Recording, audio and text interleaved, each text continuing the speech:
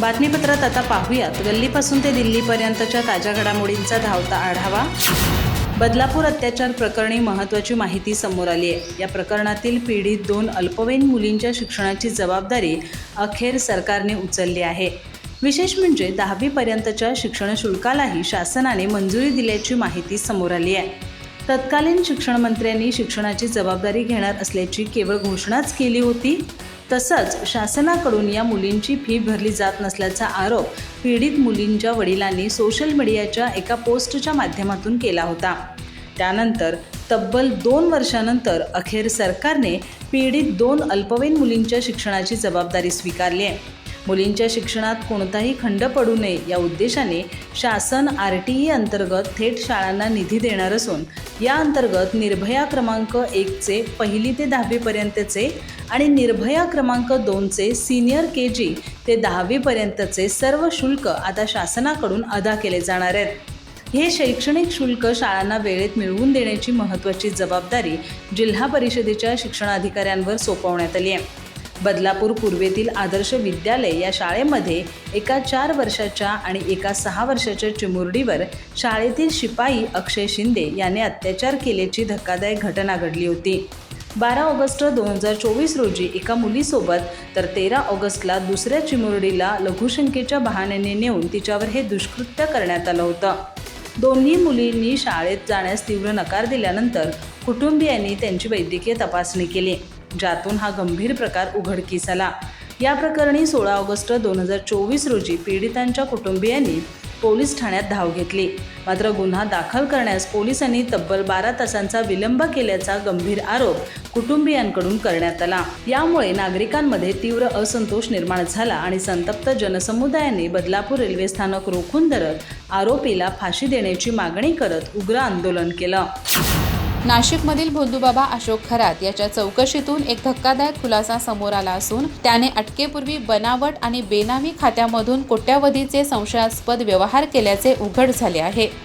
काळा पैसा पांढरा करण्यासाठी आणि उत्पन्न करपात्र होऊ नये म्हणून खरातने बँकिंग नियमामधील 2 लाख रुपयाच्या मर्यादेची पळवाट शोधली होती। अवघ्या 3 महिन्यात या बेनामी खात्यामधून तब्बल 52 कोटी रुपये काढून पलायन करण्याचा त्याचा मोठा कट होता, अशी माहिती आता समोर येत आहे। कोपरगावच्या समता पतसंस्थेतून 65 बनावट खाती उघडून 4 दिवसात 200 पेक्षा जास्त व्यवहाराद्वारे 52 कोटी रुपये काढून त्याचा परदेशात पळून जाण्याचा प्लॅन असल्याचे तपासातून उघड झाले आहे। या बनावट खात्यामधून 2 महसूल आणि 2 RTO अधिकाऱ्यांच्या नावे तसेच चाकणकर यांच्यासह अनेक प्रतिष्ठित कुटुंबातील सदस्यांच्या नावाने खाती असल्याचे समोर आले आहे।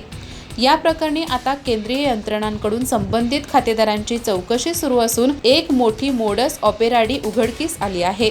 डिसेंबर 2025 मध्ये वावी पोलीस ठाण्यात खरातने राजेंद्र जासूद आणि परब विरोधात तक्रार दाखल केल्यानंतर जानेवारी ते मार्च या कालावधीत त्याला अटक होईपर्यंतच्या काळात तब्बल 52 कोटी रुपये काढण्यात आले। तपास यंत्रणांना आढळून आले की 2 लाखांच्या मर्यादेची पळवाट शोधण्यासाठी अवघ्या 5 दिवसात वेगवेगळ्या खात्यांमधून प्रत्येकी 1.99 लाख रुपये काढले गेले। एवढेच नव्हे तर एकूण 65 खात्यांमध्ये एकाच तारखेला प्रत्येकी 1,99,000 रुपयाचे व्यवहार झाले असून ही सर्व खाती हाताळणारा आणि त्याचा नॉमिनी स्वतः अशोक खरातच असल्याचे चौकशीत स्पष्ट झाले आहे। पावसाळी अधिवेशनाआधी विधान परिषदेच्या सदस्य संख्येत आणखी भर पडणार असून स्थानिक स्वराज्य संस्थांच्या 17 जागांसाठीची निवडणूक जाहीर झाली आहे। या जागांसाठी 18 जून रोजी मतदान तर 22 जून रोजी मतमोजणी होणार आहे।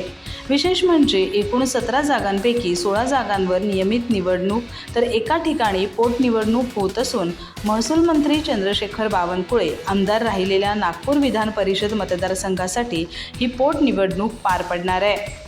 राज्यात स्थानिक स्वराज्य संस्थांच्या निवडणुका रखडल्यामुळे या मतदारसंघातील आमदारांचा कार्यकाळ संपुष्टात येऊनही निवडणुका होऊ शकल्या नव्हत्या। परिणामी गेल्या 2-2.5 वर्षापासून या जागा रिक्त आहेत। दरम्यान विधान परिषदेच्या एकूण 78 सदस्यांपैकी 22 सदस्य हे स्थानिक स्वराज्य संस्थांद्वारे निवडून दिले जातात आणि नियमानुसार संबंधित मतदारसंघातील एकूण मतदारसंख्येपैकी किमान 75% मतदारसंख्या उपलब्ध असल्यास ही निवडणूक घेता येते। जाहीर झालेल्या या निवडणुकीच्या वेळापत्रकानुसार 25 मे रोजी निवडणुकीची अधिकृत अधिसूचना जारी केली जाईल, तर उमेदवारांना अर्ज भरण्यासाठी 1 जून ही शेवटची तारीख असेल. त्यानंतर 2 जून रोजी उमेदवारी अर्जाची छाननी केली जाईल आणि उमेदवारांना अर्ज माघारी घेण्यासाठी 4 जूनपर्यंतची मुदत देण्यात आली आहे. या संपूर्ण प्रक्रियेनंतर 18 जून रोजी सकाळी 8 ते दुपारी 4 या वेळेत मतदान पार पडणार असून अखेर 22 जून रोजी मतमोजणी केली जाईल.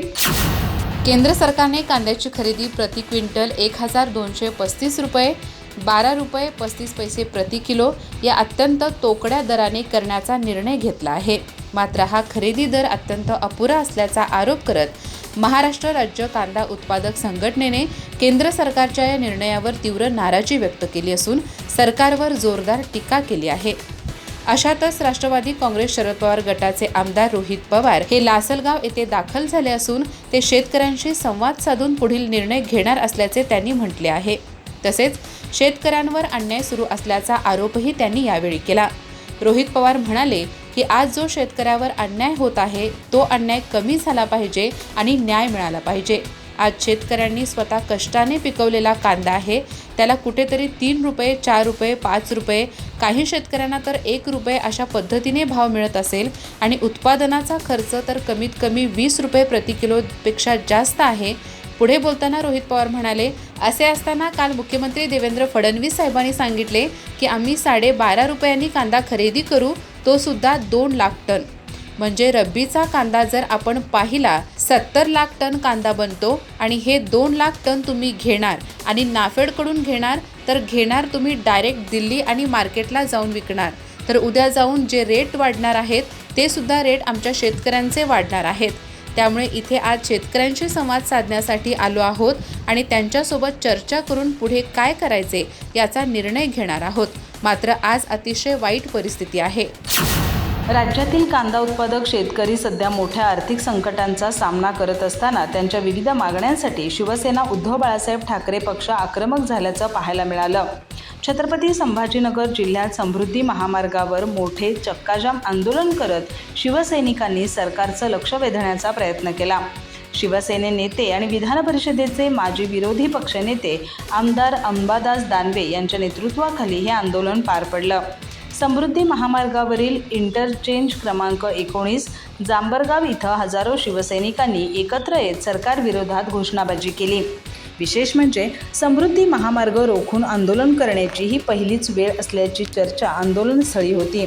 कांदा उत्पादक शेतकऱ्यांना योग्य दर मिळत नसल्यानं त्यांची अवस्था बिकट झाली आहे. उत्पादन खर्च वाढत असताना बाजारात कांद्याला अत्यंत कमी भाव मिळत असल्यानं शेतकरी हवालदिल झाला आहे. या पार्श्वभूमीवर शिवसेनेने थेट रस्त्यावर उतरून सरकारला इशारा दिला. आंदोलनादरम्यान मोठ्या प्रमाणात पोलीस बंदोबस्त तैनात करण्यात आला होता. काही काळ वाहतुकीवर परिणाम झाल्यानं महामार्गावर वाहनांच्या रांगा लागल्याचं चित्र पाहायला मिळालं. आंदोलनावेळी अंबादास दानवे यांनी सरकारवर जोरदार टीका केली. शेतकऱ्यांच्या प्रश्नाकडे सरकार दुर्लक्ष करत असल्याचा आरोप त्यांनी केला. कांदा उत्पादकांना दिलासा देण्यासाठी तातडीने उपाययोजना करणं गरजेचं असल्याचं त्यांनी स्पष्ट केलं. शेतकरी जगला तरच राज्याची अर्थव्यवस्था मजबूत राहील. मात्र आज कांदा उत्पादक शेतकरी अडचणीत असून सरकार फक्त आश्वासनांपुरतं मर्यादित राहिलं आहे असं दानवे म्हणाले. शेतकऱ्यांच्या मागण्यांसाठी लढा आणखी तीव्र केला जाईल असा इशाराही त्यांनी दिला आहे. ज्यांना सांगली पेठ रस्त्यावरील खड्डे बुजवता आले नाहीत ते आता मोदींना सल्ला देत आहेत असा टोला भाजप आमदार गोपीचंद पडळकर यांनी राष्ट्रवादी काँग्रेस शरद पवार गटाचे नेते जयंत पाटील यांना लगावला आहे. पेट्रोल डिझेलच्या टंचाईवरून तसेच देशातील सध्याच्या परिस्थितीवरून जयंत पाटलांनी केंद्र सरकारवर तसेच पंतप्रधान नरेंद्र मोदी यांच्यावर टीका केली होती. जयंत पाटलांच्या टीकेला प्रत्युत्तर देताना गोपीचंद पडळकर म्हणाले, पंतप्रधान नरेंद्र मोदी सध्या परदेश दौऱ्यात देशाच्या भविष्यासाठी समुद्रातून पाईपलाईनद्वारे थेट पेट्रोल डिझेल आणता येईल का याचे प्लॅनिंग करत आहेत. मात्र काँग्रेस आणि महाआघाडीतील नेते त्यांच्यावर आरोप करत आहेत. ज्यांना सांगली पेठ रस्त्यावरील खड्डे बुजवता आले नाहीत ते आता मोदींना सल्ला देत असल्याची टीका त्यांनी जयंत पाटलांवर केली आहे. पुढे बोलताना गोपीचंद पडळकर म्हणाले, सोने खरेदी करू नका, सार्वजनिक वाहनांचा वापर करा, इंधन बचत करा, परदेश दौरे टाळा असे आवाहन मोदींनी केले. यात विरोधकांना काय अडचण आहे? यापूर्वीही देशावर संकट आल्यानंतर जवाहरलाल नेहरू, लाल बहादूर शास्त्री यांनी जनतेला आवाहन केले होते, तेव्हा कुणी त्यावर प्रश्न उपस्थित केला नव्हता. अनेक देशात इंधनाचे दर वाढले आहेत. इतर देशाच्या तुलनेत भारतात इंधनाचे दर तितके वाढलेले नाहीत. दुसरीकडे पंतप्रधान नरेंद्र मोदी हे अमेरिकेचे राष्ट्राध्यक्ष डोनाल्ड ट्रम्प यांना घाबरतात, अशी टीका विरोधकांकडून सातत्याने केली जाते. यावर आमदार सदाभाऊ खोत यांनी प्रत्युत्तर दिले आहे. ते म्हणाले, खरा पैलवान हा डावात आल्यावर ढाक लावून समोरच्याला चितपट करतो, तसेच मोदी देखील कधीतरी ट्रम्प यांना ढाक लावतील, असे म्हणत त्यांनी विरोधकांवर टीका केली. शिवसेना ठाकरे गटाचे नेते संजय राऊत यांनी आज पुन्हा एकदा केंद्र सरकारवर तसंच पंतप्रधान नरेंद्र मोदी यांच्यावर जोरदार हल्लाबोल केलाय. मोदींच्या परदेश दौऱ्यावरून त्यांनी खोचक टोलेबाजी केली आहे. तसंच भाजपला सुखाची आणि आयाशीची सवय लागली असल्याची टीका केली आहे.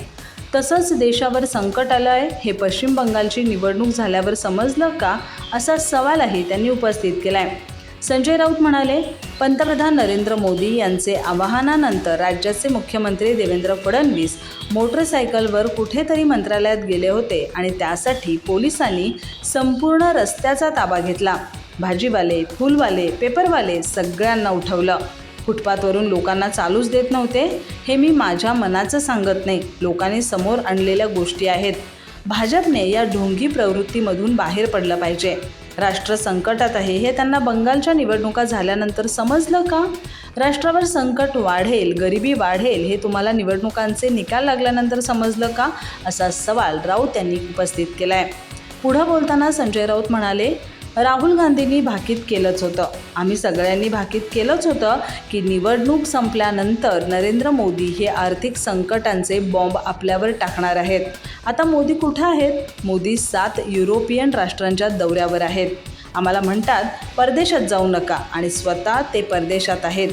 त्यांच्या मंत्र्यांचे दौरेही सुरूच आहेत. मोदी 2 दिवस दिल्लीत 2 गाड्या घेऊन फिरत होते.